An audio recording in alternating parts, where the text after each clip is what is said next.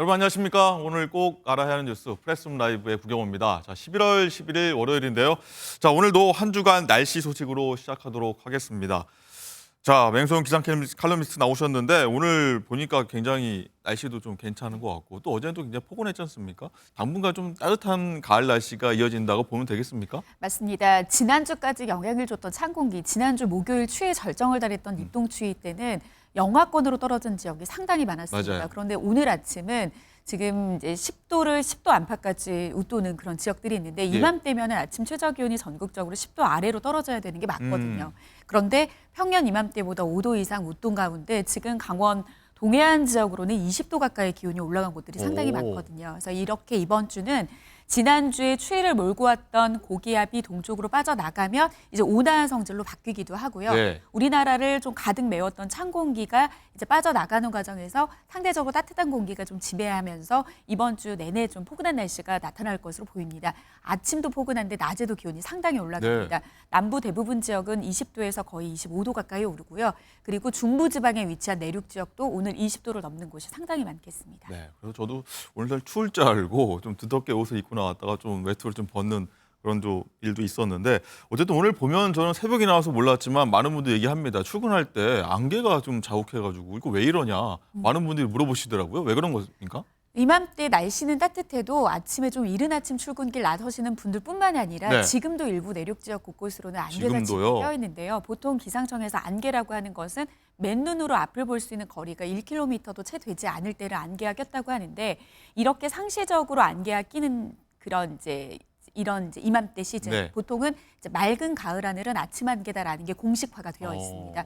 왜냐하면 밤 동안에는 눈에 보이지 않는 그런 수증기가 굉장히 온화한 상태에서 기온이 떨어지게 되면은 이 눈에 보이지는 않지만 우리가 안개가 자욱이 꼈다라고 하는 거는 눈에 보이지 않는 작은 물방울에 그 물방울들이 끼어져 있는 거거든요. 그래서 해가 뜨고 나면 기온이 오르기 때문에 서서히 사라지기 마련인데 기상청에서는 1시간 간격으로 오전 10시까지 기상청에서 안개 발표를 하거든요.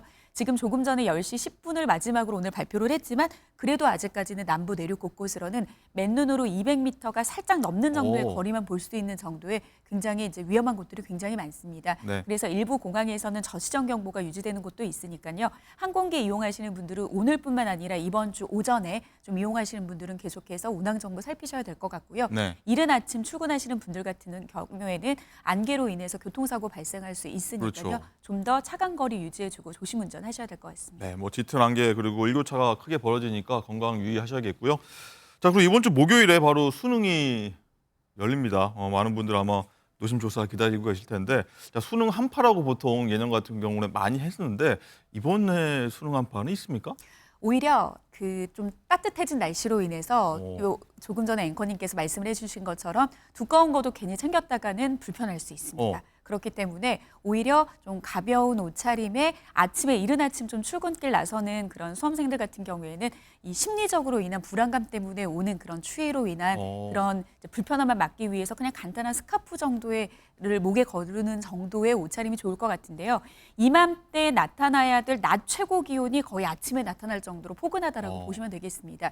그리고 수능 한파 당일날도 중요하겠지만 전날보다 얼마나 기온이 내림세를 보였느냐도 굉장히 중요한데 사실 수능날 날씨가 이번 주에 기온 상승의 최고조에 달하는 시점이기 때문에 좀 날씨로 인한 그런 따뜻함 혹은 이제 추위에 대한 그런 걱정은 좀 없을 것으로 보이는데요. 다만 시험이 끝나고 돌아오는 길에는 전국적으로 비 예보가 있습니다. 그래도 다행인 게 좀 오전에 집 밖을 나설 때의 비 예보는 아직까지는 아니나 이제 구체적으로 강수량이 어느 정도 되고 비로 인한 영향이 어느 정도가 될지는 내일 발표되는 예보로 인해서 좀 상세화될 수도 있습니다. 그리고 또 비구름이 좀 더 일찍 다가오게 될 경우에는 오후가 아니라 오전으로 비 소식이 당겨질 가능성도 좀 열어두고 좀 이번 주에는 비로 인한 불편함이 이제 없을지 이런 부분만 좀 체크를 하시면 될 것 같습니다. 네, 수능 열린 목요일 날씨까지 저희가 한번 봤고요. 자, 그리고 아까 화면 저희 초반에 나갔는데 가을 단풍이 좀 아름답게 쭉 화면에 나간 거 볼 수 있었는데 지난해보다는 좀 일주일 좀 늦게 관측된 거고 절정은 언제입니까? 지난주인 줄 알았는데 또 이번 주다. 뭐 말들이 많더라고요. 보통은 중부지방 같은 경우에는 10월 말 정도부터 이제 절정에 달하는데 네. 이제 중부지방이라고 하면 대표적인 게 강원도겠죠. 근데 제가 지난주에 어제였죠. 강원도 단풍을 좀 늦가게 단풍을 보러 좀 갔는데 네. 좀 끝물이라고 하기는 하지만 그래도 단풍을 제법 좀 봤습니다. 그런데 전주에 훨씬 더 절정이었다고 이야기를 하거든요. 기상청에서 관측한 기준으로 봤을 때는 아직까지는 내장산이나 제주도 같은 경우에는 단풍 절정기가 아니라 아직까지는 첫 단풍으로 관측이 되고 있습니다. 그러니까 아직까지는 산 정상에서부터 20% 정도까지 물들었지만 80% 정도까지는 단풍이 내려오지 않았다는 이야기가 되겠는데요.